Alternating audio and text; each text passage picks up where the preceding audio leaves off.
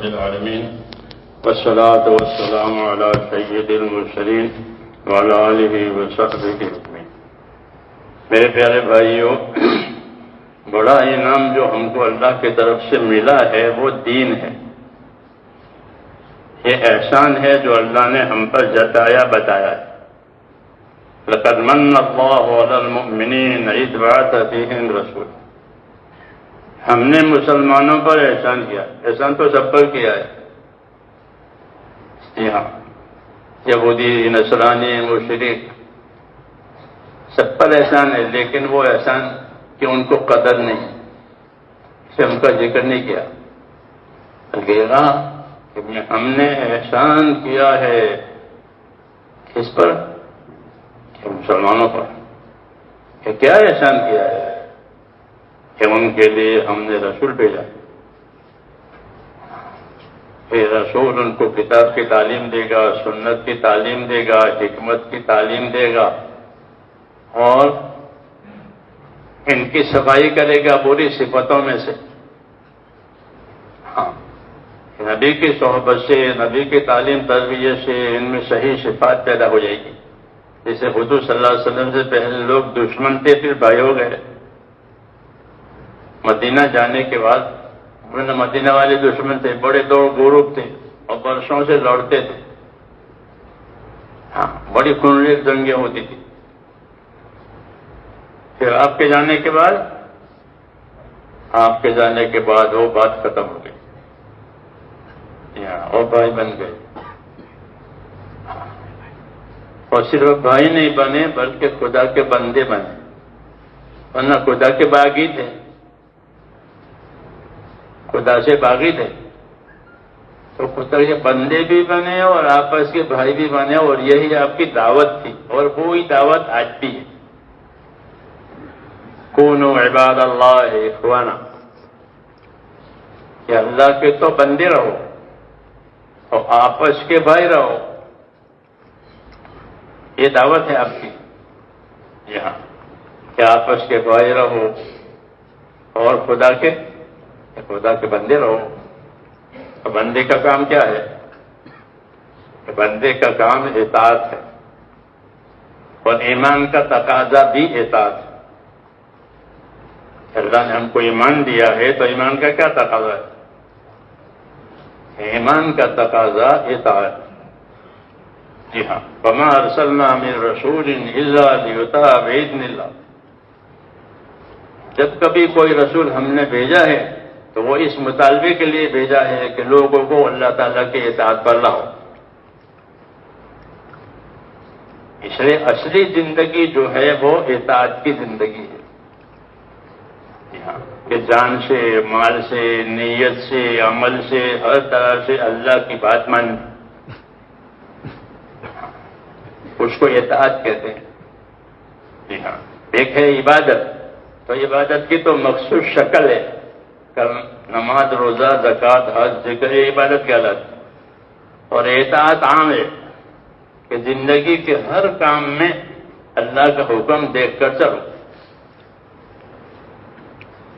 اور نبی کا طریقہ یاد کر کے چلو۔ جیسے ریل دو پٹریوں پر چلتی ہے نا، ایسے ہمارے لیے یہ دو ہے، حکم کیا ہے، طریقہ کیا ہے۔ ہر کام میں حکم کیا ہے، طریقہ کیا ہے۔ یہ حکم دیا ہے، یہ طریقہ دیا ہے۔ طریقہ نبی سے ملے گا، حکم اوپر سے آئے گا۔ حکم کہاں سے آئے گا؟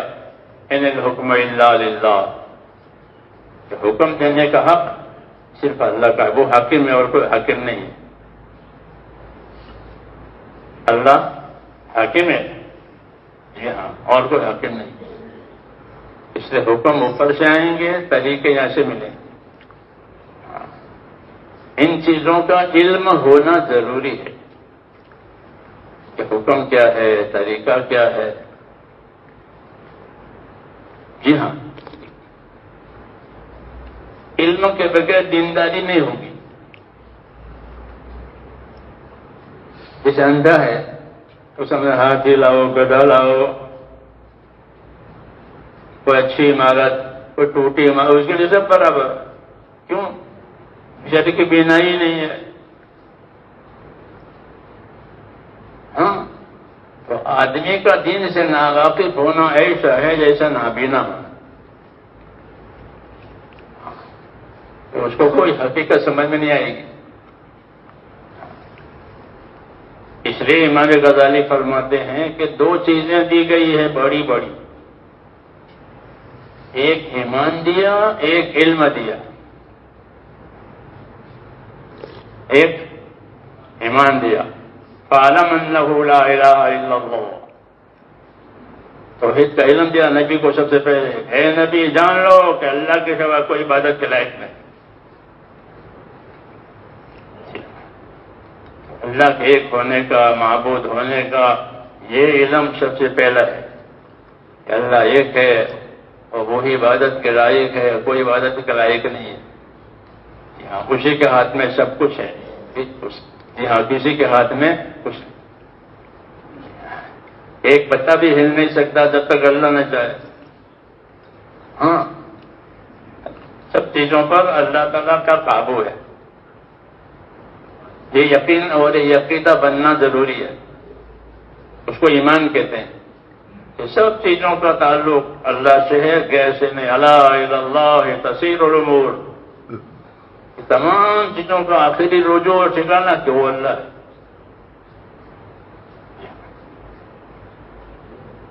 یہ پہلی بات ہے کہ خدا کی خدائی پر ایمان لانا، اس کو ایک ماننا جیسے وہ اپنی ذات صفات کے ساتھ ہے.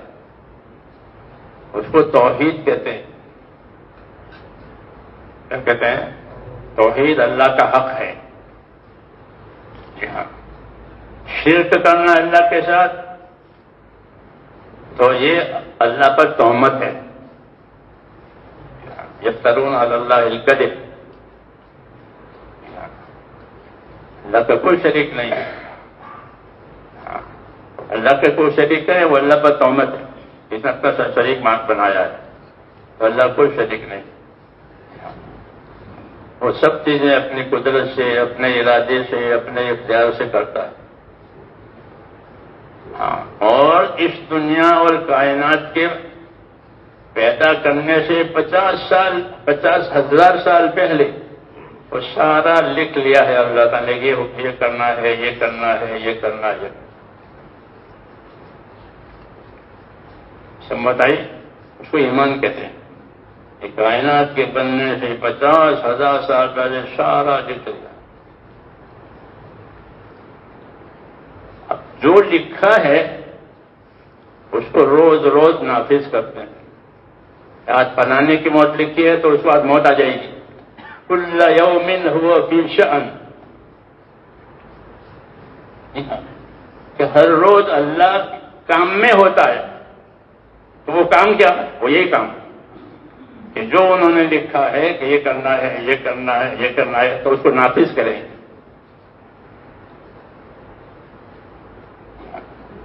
کل یوم هو فی شأن. کہ اللہ ہر روز اپنے کام میں ہے. تو اللہ کام کیا؟ اس نے 50,000 سال پہلے سارا لکھا ہے.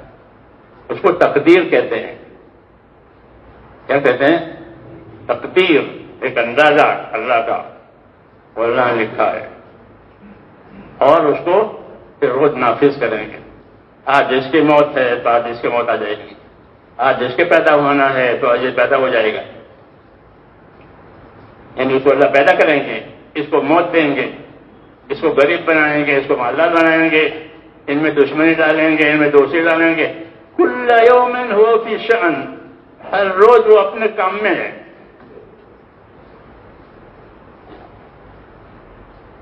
یہ اپنا تعارف کرایا ہے کہ جو کچھ ہوگا کائنات میں وہ کس سے ہوگا؟ کہ اللہ سے ہوگا. اللہ کے غیر سے کچھ نہیں ہوگا. اللہ کے جیسا کوئی ہے نہیں، اللہ کے مقابل کا بھی کوئی ہے نہیں. ایک تو مقابل کے ہوتے ہیں جیسے آگ پانی کے مقابلے میں، اندھیرا اجالے کے مقابلے میں. تو اللہ کا کوئی مقابل بھی نہیں ہے اور اللہ جیسا بھی کوئی نہیں. یہ تعارف کرا ہے اللہ تعالیٰ. غریب ذات اللہ محمد ضد و جنس غنی ملک فیض نوئنس، اللہ کی ذات بری ہے، پاک ہے اس سے کہ ضد اور جنس سے، کہ اللہ کے مقابل کا بھی کوئی نہیں ہے اور اللہ کے جیسا بھی کوئی نہیں۔ ضد ہوتی ہے مقابل طاقت جیسے آگ اور پانی، اور جنس ہوتی ہے موافق طاقت، یہ دونوں باتیں نہیں ہے، یہ دونوں باتیں نہیں ہیں۔ وہ خدا ہے ہمارا، اس کے جیسا کوئی نہیں،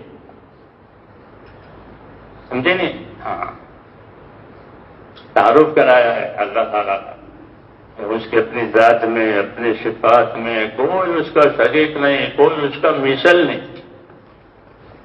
ایسا کبھی سے نہیں ہے۔ ہاں، وہ اپنی تمام صفات میں اکیلا ہے۔ دوسری بات یہ ہے کہ مخلوق پر رحم کرنا یہ اللہ نے طے کر دیا ہے۔ کتب علی نفسہ الرحمہ، سب کچھ اس کے ہاتھ میں ہے، لیکن طے کیا کیا ہے کہ سب پر رحم کرنا ہے۔ کتب علی نفسہ الرحمہ، اللہ نے اپنی ذات پر یہ طے کیا ہے کہ سب پر رحم کرے، دوست آوے دشمن آوے، سب کو روزی دیں گے، سب کو زندگی دیں گے، ہاں سب کو مال اولاد دیں گے، جی ہاں، جینے کے لیے اپنا ہے تو اس کو کھلاؤ، نہیں تو نکال دو، سمجھے نہیں؟ کیوں کہ رحم کرنا اپنے ذمے کر لیا، یہ رحم کرنا ہے۔ کتب علی نفسہ الرحمہ، یہ پروگرام ہے اللہ تعالیٰ کے کہ اللہ نے رحم کرنا اپنے ذمے طے کر لیا ہے کہ رحم کرنی ہے۔ رحم کرنے کے لیے زمین کو دسترخوان بنایا ہے۔ کیا بنایا؟ زمین دسترخوان ہے، اور دوست بھی کھاوے، دشمن بھی کھاوے، اپنا بھی کھاوے، پرایا بھی کھاوے، روزی کا ذریعہ بنایا ہے کہ روزی زمین سے ظاہر ہوتی ہے، اور پانی کو اس کے پیدا کرنے کا ذریعہ بنایا ہے، اس لیے آسمان سے پانی آتا ہے، زمین سے روزی نکلتی ہے۔ جی ہاں، یہ سب کس کو پیدا کیا ہے؟ رزق للعباد، رزق للعباد۔ میں تو یہ پادرا وادرا ہے پھلوں کی دکانیں، اور تو مجھ کو یہ آئی چاہتے ہے کہ رزق للعباد۔ ہاں، قرآن کو منتخب کرو، اللہ کا کلام ہے۔ ایک فروٹ کی کتنی دکانیں، اناج کی کتنی دکانیں، کپڑوں کی کتنی دکانیں، یہ سب کیا ہے؟ رزق ہے۔ کس نے پیدا کیا؟ اللہ نے پیدا کیا، پیدا کر کے کہا کہ رزق للعباد۔ ہم لوگ پاکستان میں تھے تو وہ گاڑی میں وہ سنترے اور یہ سب بولیے رزق للعباد، یہ بندوں کی روزی کے لیے ہے۔ کیوں؟ کتب علی نفسہ الرحمہ، اللہ نے رحم کرنا اپنے ذمہ کر لیا ہے، تو رحم کا ایک تقاضا یہ کہ ان کو روزی دی جائے۔ ہاں، تو روزی دیتے ہیں، پیدا ہوا نہیں کہ روزی آئی نہیں، پیدا ہوا نہیں کہ روزی آئی نہیں۔ کیوں کہ اپنی ذات پر رحم کرنا طے کر لیا، رحم کرنی ہے۔ اس میں خدا کے دشمن بھی ہیں زمین، جی ہاں، خدا کا انکار کرنے والے بھی ہیں، مخالفت کرنے والے، نبی کو قتل کرنے والے بھی ہیں، سب ہے۔ لیکن سب کے لیے زمین کا دسترخوان، سب کیوں کہ رحم کرنا خدا نے اپنے ذمہ طے کر لیا کہ رحم کرنی، کیونکہ ان کا کوئی پروردگار نہیں ہے، ان کا کوئی سہارا نہیں ہے اللہ کے سوا۔ ہاں اور کون ہے بتاؤ؟ کوئی ہے تو کوئی نہیں، اس لیے انہوں نے خود اپنے ذمہ لیا۔ یہ باتیں اس لیے کہ تاکہ اللہ سے تعلق پیدا ہو جائے، اللہ سے تعلق پیدا ہو جائے۔ ہاں تو انہوں نے ہمارے ساتھ نعمتیں اور ہمارے ساتھ کیا کیا چیزیں کی ہیں، تو ان چیزوں کو سوچ کر کے اپنا تعلق اللہ سے پیدا کرو۔ نبی اسی طرح سمجھا دیتے ہیں لوگوں کو، یا قوم اذکروا نعمت اللہ علیکم، اے میری قوم اللہ کی نعمت سوچا کرو۔ موسیٰ علیہ السلام کہتے تھے اے میری قوم اللہ کی نعمت سوچو۔ کیا نعمت ہے؟ کہ اللہ نے تمہاری قوم میں نبی پیدا کیے اور تم لوگوں کو بادشاہتیں دی، تو نبوت بھی دی، بادشاہت بھی دی، اب کیا چاہیے؟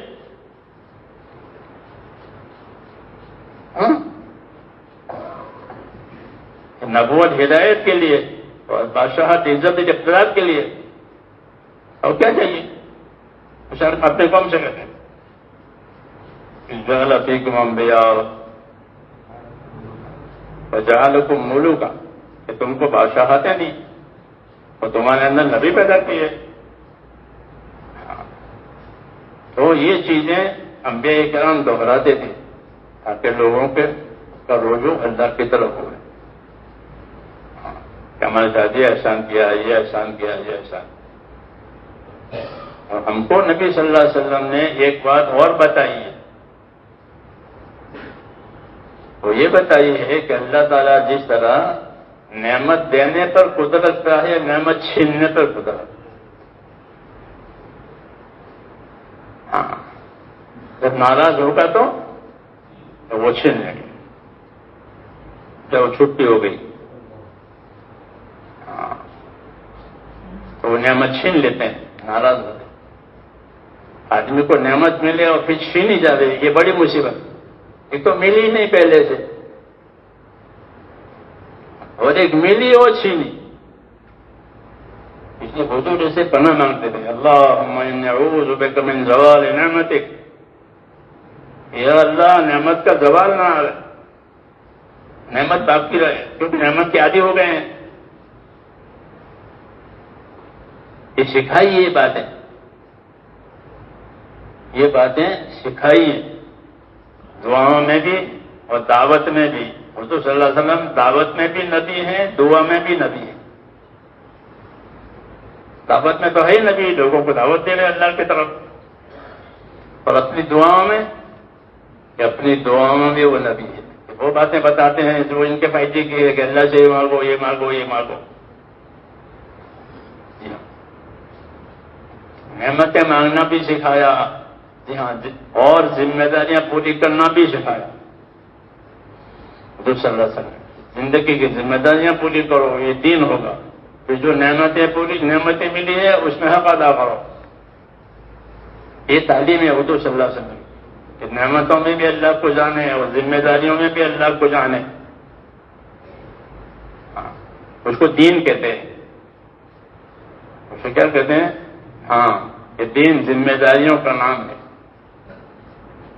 آدمی کو اللہ تعالیٰ نے آزاد نہیں بنایا کہ جو چاہے کرے۔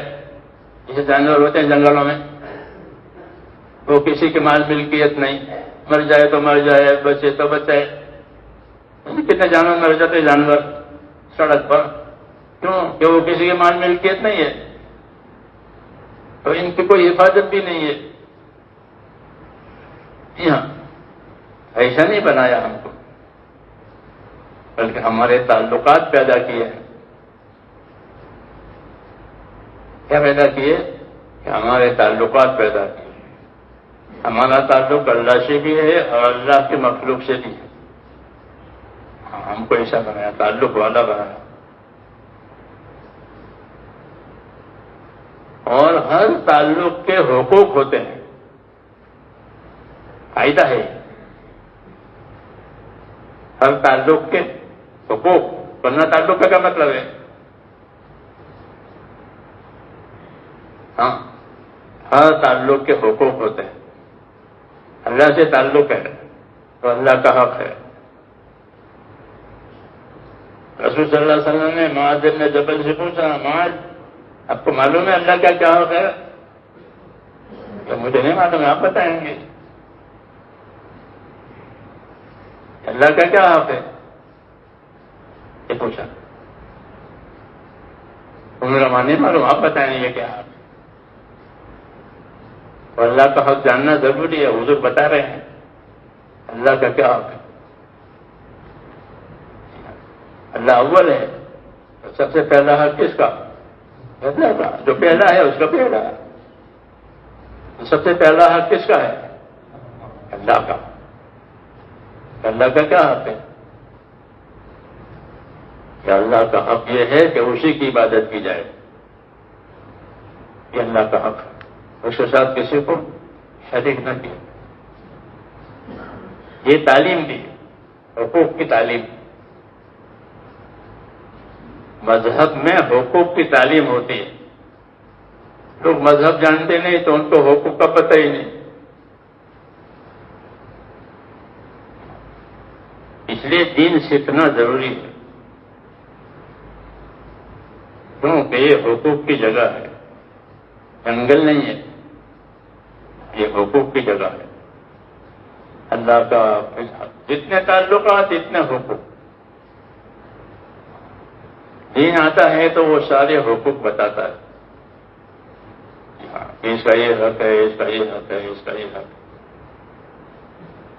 ایک دفعہ فرمایا ایک گونگے جانوروں کے بارے میں اللہ سے ڈرو. یہ فرمایا. ایک اونٹ بل بلا رہا تھا تو دیکھ کر فرمایا یہ کس کا ہے؟ ایک انصاری جوان نے کر ملا. یہ شکایت کر رہا ہے کہ مجھ سے کام زیادہ لیتے ہیں اور سارا کم دیتے ہیں. یہ مجھ سے شکایت کر رہا ہے. یہ معجزہ ہے. یہ اونٹ کیا کہنا چاہتا ہے؟ اس پہ فرمایا کہ جانوروں کے بارے میں اللہ سے ڈرو. حضور صلی اللہ علیہ وسلم نے ہم کو حقوق کی تعلیم دی ہے کہ حقوق ادا ہوں گے تو عالم سلامت رہے گا، دنیا سلامت رہے گی. حقوق کی پائمالی ہوگی تو پھر آپس کی پائمالی ہوگی. اس کو فساد کہتے ہیں. یہ فساد تب ہوگا جب حقوق کی پرواہ نہیں کریں گے. اس لیے میرے بھائیوں دین سیکھنا ضروری ہے. اصل بات یہ کہ دین سیکھیں گے تو پتہ چلے گا کہ اس کا کیا حق ہے. نہیں تو سب میرا. آدمی میں غرض پیدا ہوتی ہے، اخلاص پیدا نہیں ہوتا. اس لیے اللہ سے تعلق پیدا کرنا ہے تاکہ زندگیوں میں اخلاص آوے، ذمہ داری کا خیال آوے. دین سیکھنا ہے، دین پوچھنا ہے لوگوں سے، جیسے اپنی ضرورت کی جنہیں پوچھتے ہیں. کوئی ضرورت ہوئی تو پوچھنے، وکیلوں سے پوچھیں گے، ڈاکٹروں سے پوچھیں گے، بلڈروں سے پوچھیں گے، پتہ نہیں کہاں کو پوچھنے جاتے. ضرورت پیش آئی ہے تو پوچھیں. ٹھیک ہے پوچھنا کو اچھا ہے، تو پھر دین بھی پوچھو. دین پوچھو. یہ نہیں کہ جتنا ملا لے کے بیٹھ گئے، جیسی نماز پڑھتے ہیں تو ساری عمر وہی نماز پڑھتے. نہ کسی کو سناوے اپنی نماز سنو. ہاں تاکہ کمی بیشی دور ہو جائے. تو ایسا نہیں. اس پروگراموں کے ذریعے سے، اس محنت کے ذریعے سے یہ شعور پیدا کرنا ہے کہ ہر آدمی اپنے آپ کو اپنے دین کا ذمہ دار سمجھے کہ میرے دین کا میں ذمہ دار ہوں. کیوں کہ ہر آدمی کی قبر میں فرشتہ اس سے دین پوچھے گا کہ ماں دینوں کا تیرا دین کیا ہے بتا. تو منافق نہیں بتا سکے گا، تو منافق ہے. کافر نہیں بتا سکے گا، وہ کافر ہے. ہاں وہ دین کو مانتا ہی کہاں تھا؟ تو بتا بھی وہاں جا کے. اس لیے ان پر تو مصیبت کے پہاڑ ٹوٹیں گے. جی ہاں، مومن اب بتاوے گا کہ میرا دین یہ ہے. اس لیے اپنے دین کے لیے، اپنے آخرت کے لیے اپنے آپ کو تیار کرنا ہے. اس میں پہلے ایمان ہے، پھر عبادت. کیا ہے؟ پہلے ایمان، اللہ سے تعلق پیدا کرو، اپنے اندر اتنا ڈر پیدا کرو کہ وہ ڈر نافرمانی تک جانے نہ دے. اتنا ڈر پیدا کرے اللہ کا کہ وہ ڈر نافرمانی تک جانے نہ دے. جیسے آدمی کنواں اور آگ سے بچاتا ہے، نہیں بچاتا اپنے آپ کو، ڈر لگتا ہے. اتنا ڈر پیدا کرنا کہ وہ نافرمانی تک نہ جاوے، یہ ضروری ہے. اس کے لیے کہ اچھی صحبت میں رہے، اچھی باتیں سیکھے، اچھی باتیں پوچھے، تو یہ بات پیدا ہوگی. اچھی صحبت نہیں، اچھی باتوں کا پوچھنا یا اچھی باتوں کو سیکھنا نہیں تو وہ اندھیرے میں ہے. اس لیے دین کی تلقین کی گئی ہے، دین کو سیکھنے سکھانے کے لیے کہا گیا تاکہ زندگی کی ذمہ داریوں کا پتہ چلے کہ میری زندگی کی ہے ذمہ داریاں. ورنہ تو یہ زندگی کی ضرورتوں میں پھنسا ہوا ہے، یہ ضرورت ہے، یہ ضرورت ہے، اور ذمہ داری کیا ہے تو پتہ نہیں. وہ ضرورت میں اور ذمہ داری میں فرق ہے. ضرورت وہ کہلاتی ہے جو موت پر ختم ہو جائے، اس کو کیا کہتے ہیں کہ وہ ضرورت موت تک اس کا وجود ہے. ضرورت کا موت آئی تو ساری ضرورتیں ختم. اچھے اچھے کپڑے بنائے تھے عید کے لیے، عید کے پہلے مر گیا،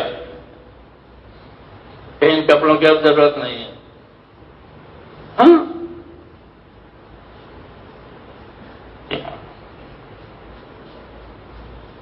ضرورت اسے کہتے ہیں جس کا تعلق موت سے پہلے، اور ذمہ داری اسے کہتے ہیں کہ جس کا سوال موت کے بعد ہوگا. تم نے اس میں کیا کیا، اس میں کیا کیا، اس میں کیا کیا، اس میں کیا کیا. اس لیے ہمارا مزاج دینی بنے، ایسے ماحول میں رہیں، ایسی کوششیں کریں، ایسی باتیں یاد کریں، کتابیں پڑھیں.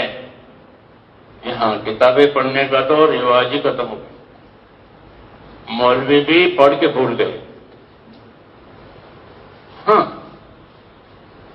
وہ بھی عامی ہو گئی. ہاں، تھوڑا تھا مولوی بنے تھے، سارا لوگن اتر گیا. وہ ایک عامی آدمی کی طرح سے اس کو سنتوں کا اہتمام نہیں بنا کہ علم کی وجہ سے سنتوں کا اہتمام کرے گا. لیکن جب علم کا اثر ہی نہیں رہا تو وہ بھی ایک عامی آدمی کی طرح ہو گیا. اس لیے میرے بھائیوں، اپنی حالت پر ہم کو غور بھی کرنا ہے اور اللہ سے مدد بھی مانگنی. حضور نے دعا سکھائی، کیا سکھائی معلوم ہے؟ اللہم اعنی علی ذکرک و شکرک و، یاد کس کو یاد ہے؟ ہاتھ اٹھاؤ. تھوڑے لوگوں کو یاد ہے. دیکھو اس دعا کے بارے میں علماء کہتے ہیں یہ تو سب کو یاد ہونی چاہیے،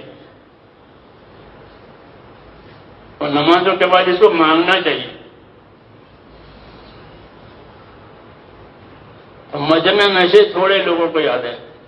اتنی ضرورت کی چیز ہے. اعنی علی ذکرک و شکرک و حسن عبادتک. یا اللہ میری مدد کر. کیوں مانگتا ہے کہ مدد کر، میں تیرا ذاکر بنوں، ذکر کرنے والا بنوں، غافل نہ بنوں. میں تیرا شکر کرنے والا بنوں، ناشکر نہ بنوں. اور میری مدد کر کہ میں تیری اچھی عبادت کرنے والا بنوں. دیکھو کتنی چیزیں مانگی، کتنی اچھی چیزیں مانگی ہوئی. اس لیے علماء نے کہا کہ یہ دعا ہر ایک کو یاد ہونی چاہیے، اور یہ دعا نمازوں کے بعد اللہ سے مانگے. سمجھے نہیں؟ ہاں، اعنی علی ذکرک و شکرک و حسن عبادتک. یا اللہ میری مدد کر تیرے ذکر کرنے پر کہ میں تیرا ذاکر بنوں، غافل نہ بنوں، تیرا شاکر بنوں، ناشکر نہ بنوں، اور تیری عبادت اچھی طرح کر پاؤں. اب کیا رہ گیا؟